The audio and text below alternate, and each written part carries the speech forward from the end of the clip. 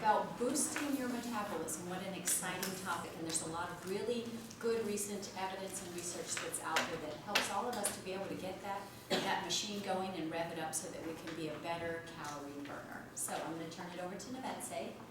Hi, like Herzig, my name is Nevetze. I just want to ask you, how are you doing today? Good? Good? That's great. It's really great. It's Friday and you're feeling great.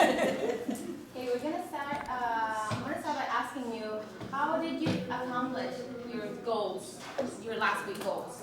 Like, does any of you want to share, like, their success stories, or if you have, like, any type of challenges that you went through that last week? I have a challenge. Go ahead, share with us. I just moved. So my kitchen is not functioning yet, Mm-hmm. which means I'm eating out, which is not good. Put on 2 pounds when I weighed in, and stress level is up there, so it was just not a good week. We have more weeks coming, so I can get more challenges and I won't accomplish move them. next week, so I probably, hopefully get better.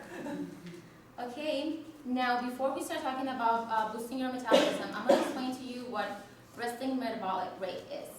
Resting metabolic rate is the rate at which your body expends energy to sustain basic life processes like breathing, your heart rate, your blood circulation. Does any of you know any type of ways to boost their metabolism? Green Coffee. good What'd you coffee. say? Green coffee. Okay, like if you don't know, we're here to show you, give you the facts to how you boost your metabolism. So for boosting your metabolism, it's eat enough protein and increase your daily activity. Eat enough protein. Protein increases the energy expenditure by 20 to 30% at the metabolic rate. This is because protein has the greatest thermic effect of food. You're wondering what's the thermic effect of food. And that's the metabolic response to food, a specific dynamic action of energy expenditure. In other words, it's your metabolic rate increases in order to break and metabolize and absorb and digest the nutrients of the food that you just ate. So it's working, creating energy, and burning calories, and it's helping you. So can I just ask a question? Yes. So taking that information, do you think it's important to eat every day? Regular meals, regular snacks, right? So if we rev up our metabolism, the rate at which, as Nevetze said, that we burn calories, if we skip our meals, what do you think is happening to our metabolism? It starts to slow down. So the take-home message here is that you have to eat in order to keep that metabolism going and regular. Okay, does that make sense? Good. So I just wanted to ask you a question. Who said green coffee? I turn on it. Are you taking the little pills, the little supplements? There is some evidence that shows about a 3 to 6% increase in metabolic rate with the green coffee extract.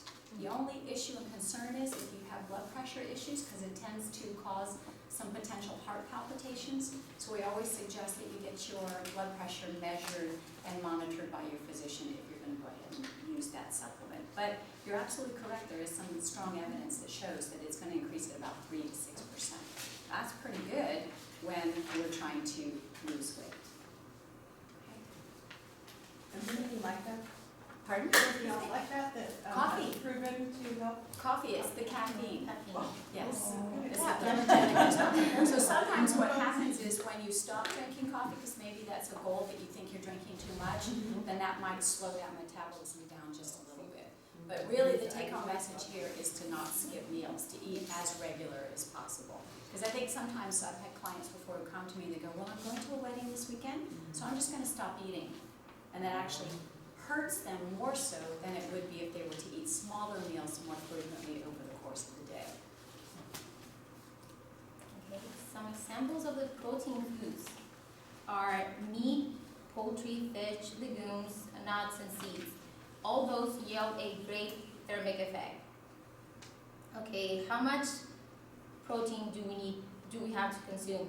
Does anyone knows? No? Don't worry, I'll tell you. Okay, how much protein do we need? My plate recommends for males 6 ounces of protein and for females 5 ounces of protein a day. And we gave you some worksheets. So take out this one, which is the protein foods. And I'm going to ask you to circle the proteins that you consume usually.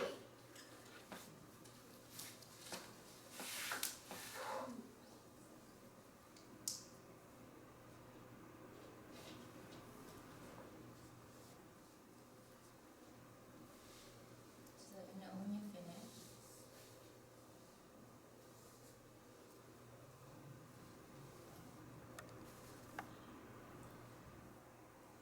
While you're doing that, I'll just tell you that we need to remember that protein stimulates energy expenditure, like Dr. Herzig said, and it's about an hour after eating. So you eat protein and about an hour after, you're still like burning calories.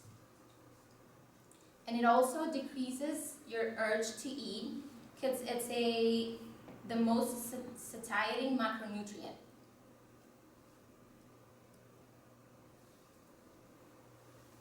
Yeah, I just want to add to that is that when you eat fats and carbohydrate containing foods, your body wants to eat more, it craves more. But when you eat ample protein in your diet, that helps you to feel satisfied.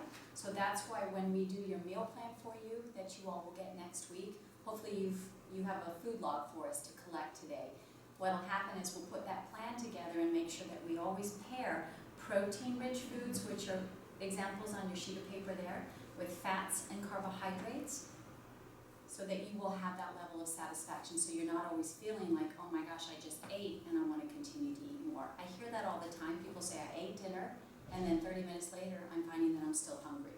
So we'll really pair the protein-rich foods with the carbs and the fats to give you a balanced meal plan, and your snacks as well. Okay, does someone wants to give me an example of the protein that you're consuming? Chicken Chicken. and beef. Ground beef. Ground beef. Good.